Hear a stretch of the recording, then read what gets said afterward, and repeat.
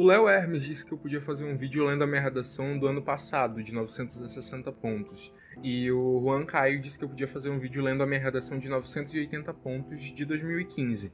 E aí eu pensei, por que não as duas coisas? Então hoje eu vou ler as minhas duas redações, 980 e 960, com vocês. Mas antes de começar a ler, eu só preciso dizer que em 2018 houve uma mudança na cartilha de correção da redação do Enem e o detalhamento da proposta de intervenção passou a ser obrigatório para que você possa alcançar os 200 pontos. Então vocês vão perceber algumas diferenças na redação de 2015 para de 2019 em relação à escolha de linguagem, o próprio detalhamento da proposta de intervenção, porque há algumas diferenças na correção de cada um desses anos. Então não necessariamente a redação que tirou 980 lá em 2015 tiraria 980 nos padrões de correção atual. E eu também acho que a minha escolha de linguagem para a redação de 2019 foi um pouco melhor, até porque eu tinha mais experiência, mais leitura e tudo mais. Mas tá, sem mais delongas, eu vou começar com a redação de 2015, que teve como tema a persistência da violência contra a mulher na sociedade brasileira. Eu vou estar olhando aqui pro lado porque eu tô lendo a redação no computador, mas ela vai aparecer aí na tela para vocês. A violência contra a mulher é um problema que assola a sociedade brasileira. Nos últimos anos, o número de assassinatos de mulheres cresceu exorbitantemente.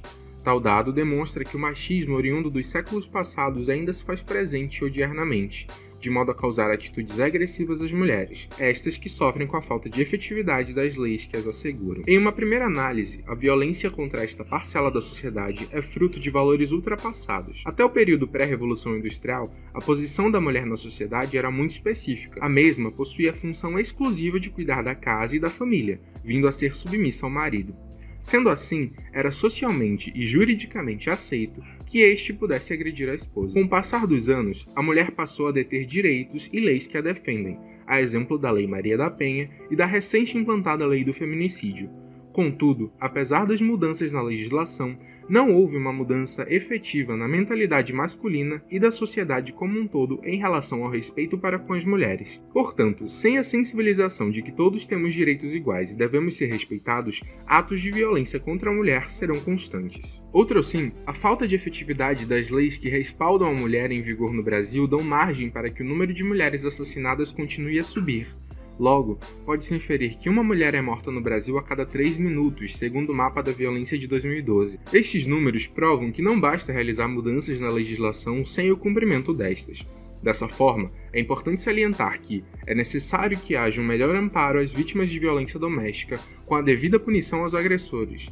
Esta não só com a prisão, mas também com a educação destes para o respeito à mulher. Assim, fazendo uso da teoria de Michel Foucault, que diz que o cárcere deve ser instrumento de educação, para que assim a violência contra a mulher possa ser freada.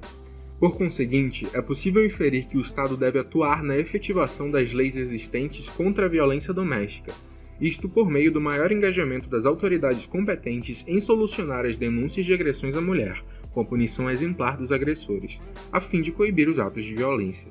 Ademais, a escola, com seu papel de instituição educadora, deve orientar os alunos sobre a importância do respeito ao gênero feminino, com a promoção de palestras e aulas que demonstrem a importância da mulher, para assim formar uma sociedade igualitária. Lendo essa redação que eu fiz em 2015, quando eu ainda estava no terceiro ano, hoje em dia, com o conhecimento que eu tenho atualmente, eu acho ela muito boba.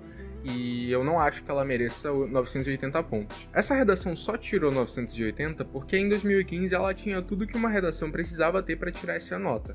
Mas a discussão que foi feita nela foi muito básica e muito superficial. E vocês percebam que ela não tem muitos elementos que hoje em dia são muito cobrados. Por exemplo, a tese bifurcada lá na introdução, a proposta de intervenção está muito jogada, ela não tem um desfecho, a argumentação está muito básica.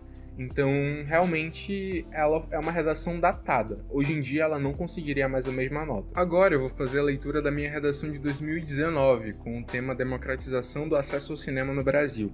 E vocês vão perceber uma diferença bem grande na linguagem. Então, vamos lá. Introduzido pioneiramente na França com o filme Voyage dans la Lune, o cinema se tornou uma forma de arte deveras impactante e importante para a sociedade. Contraditoriamente, no Brasil odierno, há uma segregação de caráter econômico no que tange o acesso às produções cinematográficas. Depreende-se de tal conjuntura que, embora sejam realizados investimentos estatais para o desenvolvimento e distribuição audiovisual, estes ainda são insuficientes para custear o valor das produções, o que, indubitavelmente, acarreta em ingressos mais caros e consequente inacessibilidade das camadas mais baixas às salas de cinema.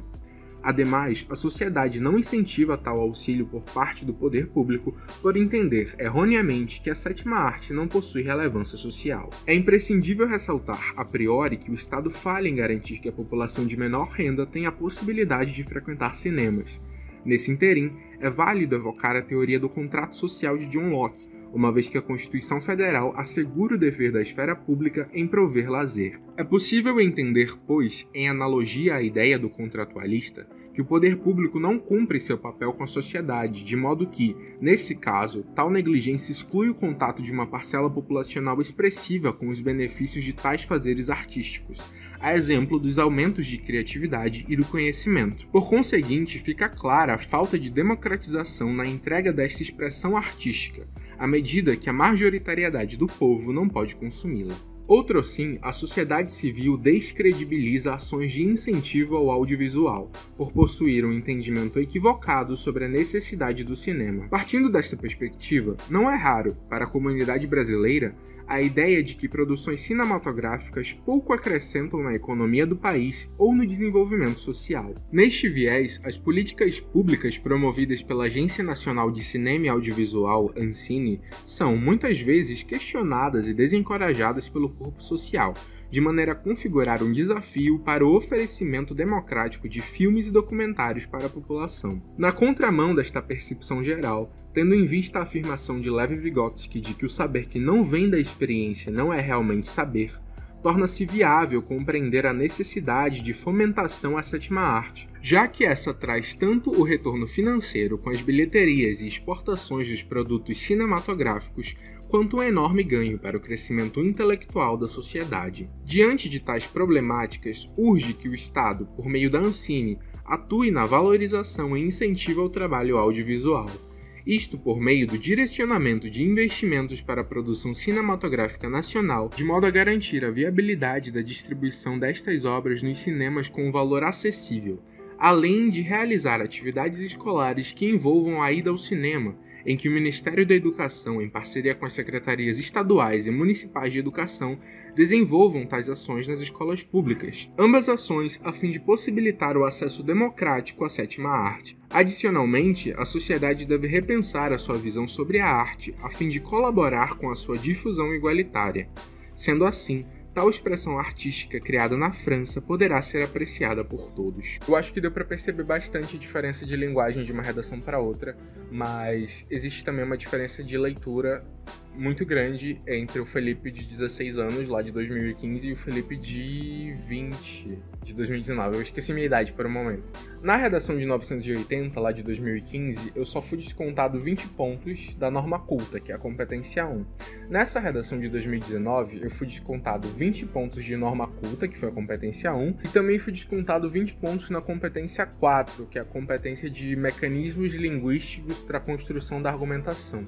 E aí eu não tem como saber exatamente o que foi descontado, por que isso foi descontado, porque a visão pedagógica que a página do Enem oferece só te diz a pontuação que foi descontada, ela não diz exatamente o que. E é isso, essas foram as minhas redações do Enem 2015 e do Enem 2019, eu espero que vocês tenham gostado desse vídeo.